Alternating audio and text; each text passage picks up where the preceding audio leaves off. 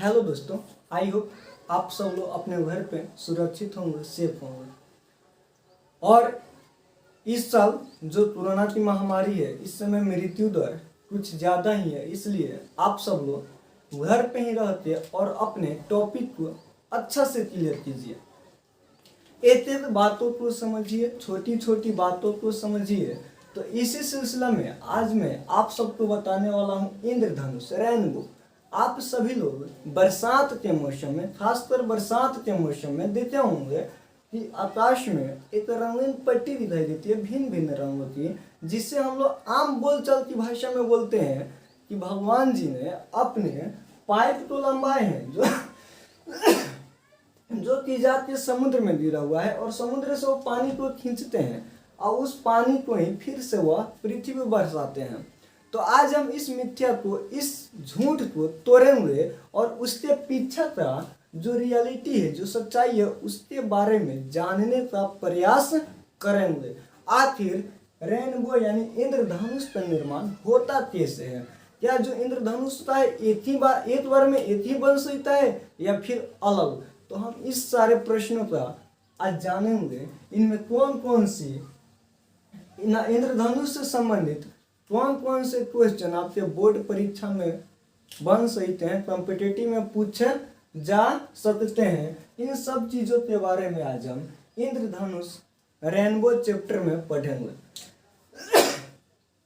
तो चलिए दोस्तों, आज हम जानते हैं कि इंद्रधनुष हम कब देख सकते हैं। तो इंद्रधनुष देखने के लिए हमारा पीठ सूर्य की ओर होना चाहिए। जिस दिशा में सूर्य है, हमारा पीठ भी उसी दिशा में होना चाहिए, तब हम रेनबो को, इंद्रधनुष को स्पष्ट और साफ साफ देख सकते हैं। तो सबसे पहले मैंने ये जाना कि इंद्रधनुष जब बनता है तो हमारा पीठ सूर्य की तरफ होनी चाहिए, नहीं है। और दूसरी रीजन है कि जब भी इंद्रधनुष बनता है तो इंद्रधनुष का निर्माण हमेशा वर्षा के तुरंत बाद होती है। यानी कि वर्षा हुई है और बारिश छूट गई, वर्षा हुई है और बारिश छूट गई, और उसी समय यदि आकाश में सूर्य दिखाई देने लगा यानी चमकने लगा। कभी कभी देखते हैं कि बारिश होती है और छूट जाती है और उसी समय तेज धूप निकल जाती है, उसी स्थिति में बाबू बनता है इंद्रधनुष। बारिश हुई, छूट गई और तेज धूप निकल जाता है, उसी स्थिति में बनता है इंद्रधनुष। इंद्रधनुष उस समय क्यों बन जाता है तो बताएंगे। उस समय जल की छोटी छोटी बूंदें वायु में लटकी होती है, और जब वायु सूर्य से आने वाली किरणें इन जल के छोटी छोटी बूंदों पर पड़ता है, तो यह जल की छोटी छोटी बूंदें प्रिज्म की भांति बिहेव करता है, प्रिज्म की भांति व्यवहार करता है, और उस जल की छोटी छोटी बूंदों को, छोटे छोटे बूंदें जो होती है, वह सफेद किरण को 7 रंगों में बांट देता है, और एक आकाश में हमें एक अर्धवृत्ताकार रंगीन पट्टी दिखाई देती है, चाप, अर्धवृत्ताकार रंगीन चाप दिखाई देता है, और इसी को हम लोग बोलते हैं इंद्रधनुष। तो हमने पहला बात जाना कि इंद्रधनुष जब बनती है तो हमारा पीठ सूर्य की ओर होना चाहिए। दूसरा, वर्षा के तुरंत बाद या झीसी पड़ते समय। आप लोग देखते हो कभी कभी हमारे लोकल आम बोलचाल की भाषा में, पता नहीं आप लोग जानते हैं नहीं, लेकिन मैं जानता हूँ कि जब बरसात हो रही हो और उसी समय जब सूर्य दिखाई देते हैं, यानी कि धूप भी निकली होती है, वर्षा भी हो रही होती है, तो आम बोलचाल की भाषा में हम लोग बोलते हैं सियार सियारिन के बिया होता है। ऐसे हम लोग बोलते हैं भोजपुरी में कि सियार और सियारिन की शादी हो रही है। इस स्थिति में, तो जिस स्थिति में सियार सियारिन की शादी हो, यानी कि झीसी पड़ते समय या वर्षा के तुरंत बाद, ध्यान दीजिएगा मेरी बातों पे, याद हो जाएगा। झीसी पड़ते समय या वर्षा के तुरंत बाद जब आकाश में सूर्य चमक रहे होते हैं, आकाश में जब सूर्य चमक रहे होते हैं, तो सूर्य से आने वाली प्रकाश की किरणों को जल की जो बूंदें होती है यह 7 रंगों में बांट देती है। यानी कि जल की बूंदें प्रिज्म की भांति व्यवहार करती है और इस सफेद रंग को 7 रंगों में बांट देती है। 7 रंगों में बांट देने के कारण आकाश में एक अर्धवृत्ताकार रंगीन पट्टी दिखाई देता है जिसे हम इंद्रधनुष कहते हैं। तो बताइए कि जब भी इंद्रधनुष बनता है तो इंद्रधनुष कभी भी अकेले नहीं बनता। इंद्रधनुष कभी भी अकेले नहीं बनता है। ऊपर नीचे करके हमेशा 2 इंद्रधनुष बनता है। ऊपर और नीचे 2 इंद्रधनुष बनता है।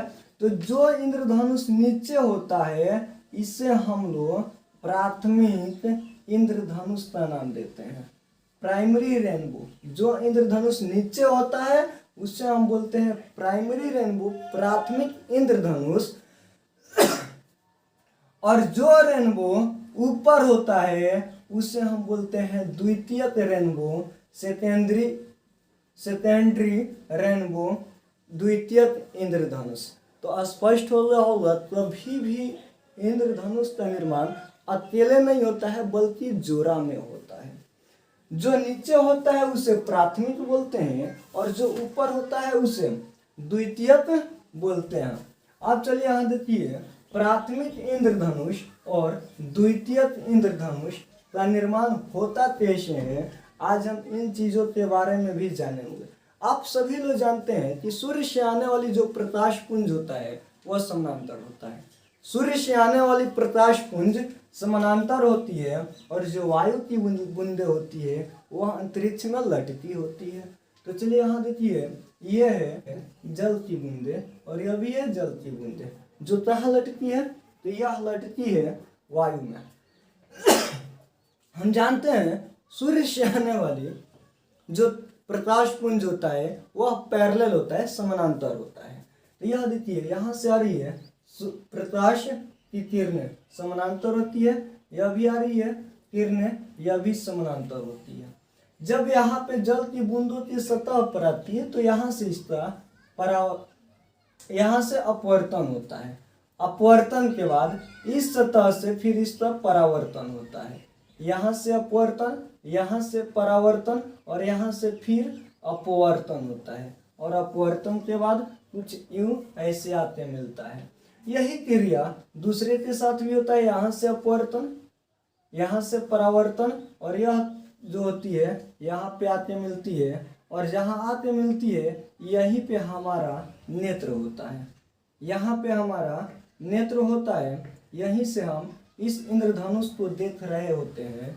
तो यहाँ से अपवर्तन, यहाँ परावर्तन, यहाँ से अपवर्तन, ध्यान दीजिएगा। इस स्थिति में ये और ये ऐसे अर्धवृत्ताकार रंगीन चाप दिखाई देता है। जो मैं खींचा हूँ यह मात्र 2 को ही दिखाया हूँ। ऐसे आप लोग 7 को दिखा सकते हैं लेकिन 7 की जरूरी नहीं है। और इस तरह जो बनता है यह बनता है प्राथमिक इंद्रधनुष। प्राथमिक इंद्रधनुष। तो प्राथमिक इंद्रधनुष में क्या होता है, जो नीचे वाला होता है ये होता है बैंगनी, नीचे वाला होता है बैंगनी वायलेट, और ऊपर वाला जो कलर मिलता है यह मिलता है रेड। ऊपर वाला रेड मिलता है और नीचे वाला बैंगनी मिलता है वायलेट।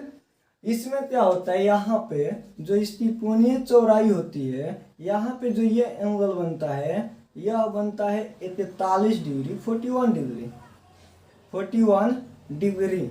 और यह जो होता है ये बड़ा वाला, तो ये बनता है पूरा का पूरा 43 डिग्री, 43 डिग्री। यह जो 41 डिग्री और 43 डिग्री है, इनके बीच डिफरेंस जो है, जो डिफरेंस होता है उस डिफरेंस को हम बोलते हैं कोणीय चौड़ाई। डिफरेंस को हम बोलते हैं कोणीय चौड़ाई। और यहाँ बोलेंगे कोणीय चौड़ाई कितना हुआ, तो स्पष्ट दोनों के बीच की डिफरेंस यानी अंतर, तो 41 और 43 के बीच, 41 और 43 के बीच कितना का डिफरेंस है, तो 2 डिग्री का 2 डिग्री का, तो ये हुआ कोणीय चौड़ाई। जो प्राथमिक इंद्रधनुष बनता है नीचे बनता है कि ऊपर बनता है, तो बताएंगे नीचे बनता है। चलिए आगे बढ़ेंगे। हाँ, प्राथमिक इंद्रधनुष का जब निर्माण होता है तो कौन सा रंग नीचे होता है और कौन सा रंग ऊपर होता है, तो इसमें बैगनी रंग नीचे और लाल रंग ऊपर होता है।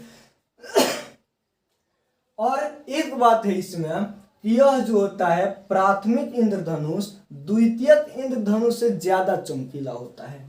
प्राथमिक इंद्रधनुष द्वितीयक इंद्रधनुष से ज्यादा चमकीला होता है। और मैं बता दूं कि जो लोग भी नहीं पढ़े होते हैं वे लोग केवल और केवल प्राथमिक इंद्रधनुष ही देख पाते हैं। वे लोग प्राथमिक इंद्रधनुष इतना ना चमकीला होता है कि पीछे वाला जो बहुत कम चमकीला होता है वे लोग समझ नहीं पाते हैं, वे लोग देख भी नहीं पाते हैं। लेकिन मैं बता दूं, जो लोग भी आज प्राथमिक इंद्रधनुष और द्वितीयक इंद्रधनुष के बारे में पढ़ लिए, आज के बाद जब भी वो देखेंगे तो दोनों एक ही साथ देखेंगे, क्योंकि दोनों एक ही साथ बनता ही है।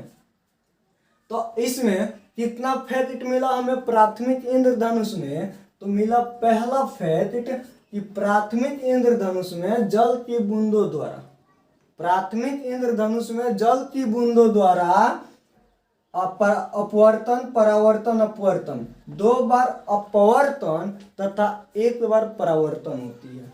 2 बार अपवर्तन तथा 1 बार परावर्तन होता है। यह है पहली बात। दूसरा बात हमने क्या सीखा कि प्राथमिक इंद्रधनुष में बैंगनी यानी कि वायलेट रंग नीचे होता है और लाल रंग ऊपर होता है। ये दूसरी बात है। बैंगनी रंग नीचे होता है और लाल रंग ऊपर होता है। यह दूसरी बात है। तीसरी बात हमने क्या जाना, तो तीसरी बात जाना कि इस प्राथमिक इंद्रधनुष का जो निर्माण होता है तो इसकी कोणीय चौड़ाई जो होती है यह 2 डिग्री होती है। 2 डिग्री होती है। और यह 2 डिग्री कितना होता है, तो 41 और 43 के बीच होता है। तो पूछे हुए जो 41 डिग्री का एंगल बनता है यह किस कलर के साथ, किस कलर के साथ, तो 41 वाला जो बना है यह बैंगनी जो बनाता है यह 41 का बनाता है, 41 बनाता है। और जो रेड वाला होता है, रेड जो सबसे ऊपर होता है रेड, तो यह रेड हमारी आंखों पर कितना का एंगल बनाता है, तो 43 का। इस प्रकार इसकी कोणीय चौड़ाई कितना हुआ, तो 2 डिग्री।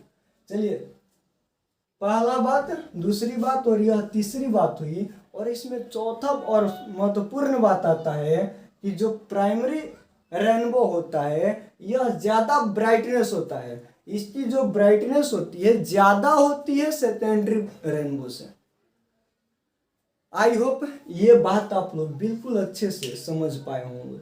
चलिए एक बात और आती है, पूछा जाए कि यदि आपसे ये क्वेश्चन पूछ लिया जाए कि रेनबो के निर्माण में कौन कौन सी घटनाएं शामिल है, तो बताइए। यहाँ देखिए अपवर्तन हो रही है, यहाँ परावर्तन हो रही है, और परावर्तन और अपवर्तन के बाद श्वेत प्रकाश 7 रंगों में बंट जाता है। श्वेत प्रकाश 7 रंगों में बंट जाता है, यानी कि इससे वर्ण विक्षेपण भी होती है। तो परावर्तन, अपवर्तन और वर्ण विक्षेपण की घटना के बाद बनता है वह होता है आपका इंद्रधनुष।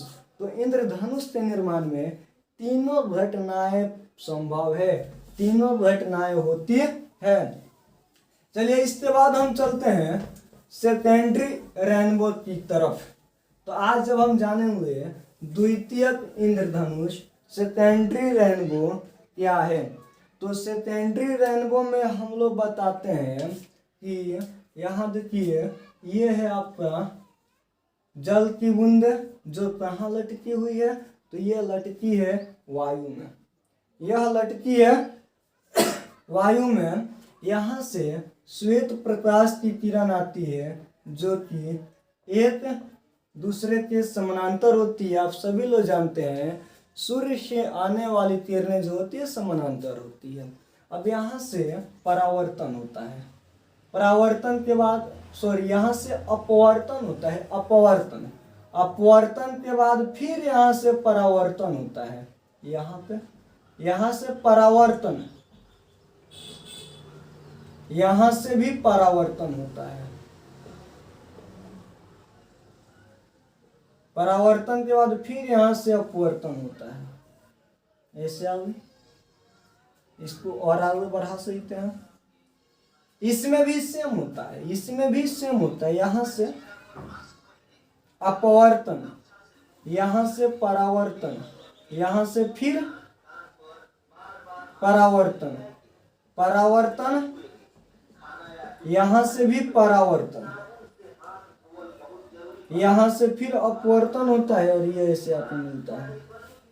यहाँ पे होता है हमारा नेत्र, जहाँ से हम इसे देख रहे होते हैं। यहाँ पे अब जो एंगल बनता है, एंगल, तो यह जो होता है ये बनता है 51 डिग्री और यह जो पूरा बनता है यह बनता है 54 डिग्री। ध्यान दीजिएगा, यह एंगल बनता है 51 और यह पूरा जो बनता है यह होता है 54। यह जो होता है प्राथमिक इंद्रधनुष की अपेक्षा ऊपर होता है, प्राथमिक इंद्रधनुष की अपेक्षा ऊपर होता है। और ये यहाँ से कलर और ये कलर, दो कलर हमें मिलता है। तो यहाँ से अर्धवृत्ताकार चाप मिलता है।